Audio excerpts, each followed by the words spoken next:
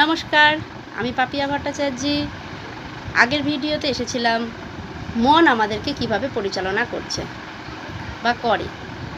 আর আজকে ভিডিও নিয়ে এসেছি যে মনকে আমরা কিভাবে কন্ট্রোল করতে পারবো, মনকে কিভাবে কন্ট্রোল করা যায়। সব কিছু একদিনে সম্ভব যদিও নয়, তবুও একটু আলোচনা করব। আমরা কিছুটা জানবো, একটু ধারণা নেব আর কি। তো তোমরা ভিডিওটা যদি ভালো লাগে প্রত্যেকটা বন্ধুর কাছে শেয়ার করো, যাতে তারা উপকৃত হয়। লাইক কমেন্ট করতে ভুলো না কেমন লাগছে। আর আমি যেহেতু নতুন, তোমরা আমাকে অবশ্যই বেশি বেশি করে ফলো করো। তোমরা আমাকে ফলো করো, আমার পাশে তোমরা থাকো, আমিও তোমাদের পাশে থাকবো। তো শুরু করছি কিভাবে মনকে আমরা কন্ট্রোল করতে পারি।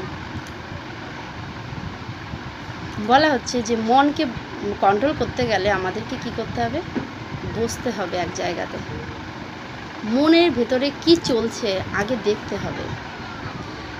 মনকে যদি বশে আনতে হয়, কাউকে যদি বশে আনতে হয়, তাকে আগে জানতে হবে। আমরা কেউ মনকে কিন্তু চিনি না, তাই মন আমাদেরকে কিন্তু এত ঘোরায়।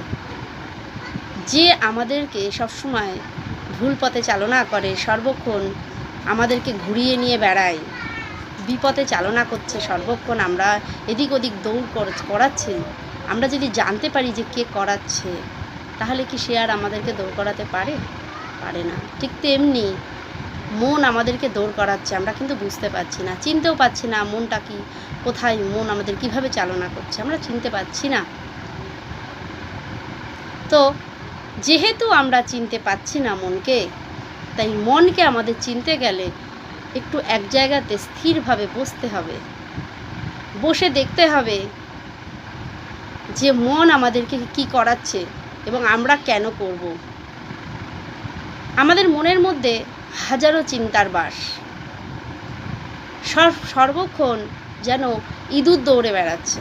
চোখ বন্ধ করে যদি আমরা বসি, এগুলোই দেখতে পাবো, একটার পর একটা চিন্তা আমাদের ভেতরে কিন্তু রয়েই গেছে সর্বক্ষণ।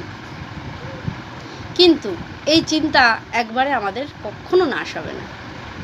যেমন পড়াশোনা করতে গেলে আমরা কি করি? আমরা পড়াশোনা করতে গেলে কি একদিনে পড়াশোনা শিখে মাধ্যমিক পাস বা হাই সেকেন্ডারি পাস করতে পারি, নাকি বিএ পাস করতে পারি? করতে গেলে সেটা তো আমাদের একটা টাইম দিতে হয়, সময় দিতে হয়, তার পরিশ্রম করতে হয় তার পেছনে। ঠিক তেমনি এই মনটা এতদিন ধরে একটা